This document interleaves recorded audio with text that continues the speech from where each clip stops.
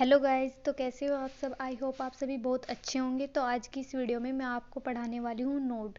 ये एक बहुत ही ज़्यादा इम्पोर्टेंट टॉपिक होता है जो एग्ज़ाम में पूछा जाता है और उस पर बेस्ड न्यूमेरिकल एग्ज़ाम में ज़रूर पूछे जाते हैं। तो चलिए स्टार्ट करते हैं नोड। तो देखो नोड क्या होता है। नोड की डेफिनेशन मैं आपको बता देती हूँ। नोड परमाणु ऑर्बिटल का वह क्षेत्र जहाँ इलेक्ट्रॉन घनत्व शून्य होता है, यानी कि जहाँ पर इलेक्ट्रॉन नहीं पाए जाते। परमाणु ऑर्बिटलों का वह क्षेत्र जहां इलेक्ट्रॉन घनत्व शून्य होता है, या इसको हम ऐसे बोल सकते हैं कि इलेक्ट्रॉन के पाए जाने की प्रायिकता यानी कि प्रोबेबिलिटी ऑफ इलेक्ट्रॉन शून्य होती है, वो हमारा नोड कहलाता है। अब देखो जो नोड होते हैं वो टू टाइप के होते हैं। एक होता है हमारा त्रिज्यीय नोड या रेडियल नोड। और देखो रेडियल नोड को हम नोडल पॉइंट भी बोल सकते हैं। ऐसे ही दूसरा टाइप होता है इसका हमारा कोणीय नोड। कोणीय नोड मतलब एंगुलर नोड, और कोणीय नोड को ही हम नोडल प्लेन बोलते हैं, यानी कि नोडीय तल। अब देखते हैं जैसे न्यूमेरिकल कैसे सोल्व करते हैं। यहाँ पे कुछ फॉर्मूले हैं, जैसे कि किसी ऑर्बिटल में नोडों की कुल संख्या अगर हमें ज्ञात करनी है तो वो इज इक्वल टू होती है n-1 के।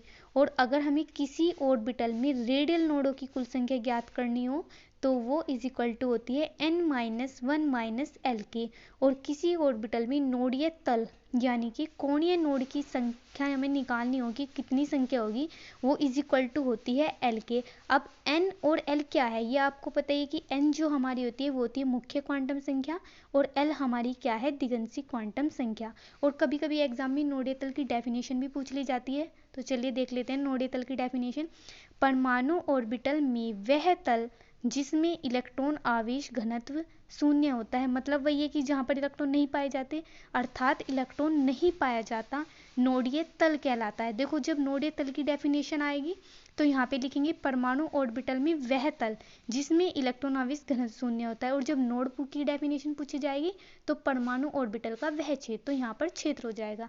तो चलिए गाइस, अब मैं आपको इसके कुछ न्यूमेरिकल सोल्व करा देती हूँ। तो देखिए पहला क्वेश्चन है हमारा कि number of nodal point 4p orbital will be. तो हमें 4p ऑर्बिटल में नोडल पॉइंट बताने हैं। देखो नोडल पॉइंट क्या होता है, नोडल पॉइंट बोल लो या रेडियल नोड भी हम इसको बोल सकते हैं। रेडियल नोड और नोडल पॉइंट एक ही होता है। तो देखो 4p ऑर्बिटल के लिए हमें निकालना है, तो हमें पता है कि 4p ऑर्बिटल के लिए रेडियल नोड का फॉर्मूला क्या होता है। देखो radial node is equal to होता है हमारा, रेडियल नोड या नोडल पॉइंट n-1 l, ये इसका फॉर्मूला है। तो देखो इसके लिए क्या होगा, 4p के लिए n की वैल्यू हो जाएगी 4। देखो हमें दिखाई पड़ रहा है 4-1, और l की जो वैल्यू होती है 4p के लिए वो होती है, p के लिए हमारी क्या होती है, l की वैल्यू वो होती है हमारी 1। तो 4-1 तो इज इक्वल टू आ जाएगा हमारा 2। तो इसमें ये हमारा आंसर हो जाएगा, यानी कि इसमें हमारे 2 रेडियल नोड या नोडल पॉइंट होंगे। देखो नेक्स्ट देख लेते हैं नंबर ऑफ नोड्स। देखो इसमें क्या निकालने हैं, नोड्स निकालने हैं for 3s 3p and 3d orbital के में नोड्स निकालने हैं। तो देखो नोड्स का जो फॉर्मूला होता है वो मैंने अभी बताया था आपको, वो होता है हमारा n-1। ठीक है, तो देखो 3s के लिए निकालेंगे तो 3s के लिए क्या हो जाएगा, तो n की वैल्यू 3 होने वाली है, तो 3-1 इज इक्वल टू क्या हो जाएगा 2। ठीक है, 3p के लिए क्या होगा, 3p के लिए भी सेम ही हो जाएगा, क्योंकि n की वैल्यू 3s 3p और 3d के लिए सेम ही होने वाली है। तो n की वैल्यू हो जाएगी 3-1 इज इक्वल टू 2। ऐसे ही 3d के लिए भी हमारा क्या आ जाएगा, 2 आ जाएगा। ठीक है, तो अब नेक्स्ट क्वेश्चन देख लेते हैं number of nodal planes in 2s 3p 4d 5f orbital.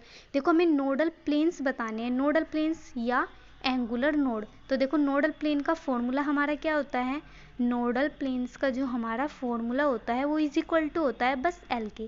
तो हमें याद रखना है, देखो 2s के लिए हम निकालेंगे, नोडल प्लेन्स भी बोल सकते हैं इसको, हम एंगुलर नोड भी बोल सकते हैं। ठीक है, तो 2s के लिए हमारा क्या हो जाएगा, तो 2s के लिए हमें पता ही है l इज इक्वल टू क्या होता है 0, तो ये हमारा 0 आ जाएगा, यानी कि इसमें कोई नोडल प्लेन नहीं होगा, 2s में कोई नोडल प्लेन नहीं होता। अब देखो 3p के लिए हम निकाल लेंगे, तो 3p के लिए क्या हो जाएगा, l is equal to p के लिए क्या होता है हमारा 1 होता है, तो इसमें एक नोडल प्लेन होगा। ऐसे ही 4d के लिए निकाल लेंगे, तो l is equal to d orbital के लिए होता है हमारा 2, तो 2 हो जाएगा इसमें नोडल प्लेन। और वही हमारा 5f के लिए क्या होता है, हमारा l इज इक्वल टू होता है 3, तो इसमें क्या हो जाएगा हमारा 3 नोडल प्लेन हो जाएंगे। तो देखो हमें अगर नोडल प्लेन्स निकालना हो या एंगुलर नोड निकालना हो तो एस ऑर्बिटल के लिए, चाहे मुख्य क्वांटम संख्या कुछ भी हो, 2s 3s 4s कुछ भी हो, तो नोडल प्लेन एस ऑर्बिटल के लिए 0 होता है, p के लिए नोडल प्लेन 1 होता है, d के लिए 2 होता है और f के लिए हमारा 3 होता है। तो गाइज आज की वीडियो में बस इतना ही। अगर आपको मेरा वीडियो पसंद आए हो तो प्लीज़ लाइक करें और मेरा चैनल सब्सक्राइब करें। Thank you.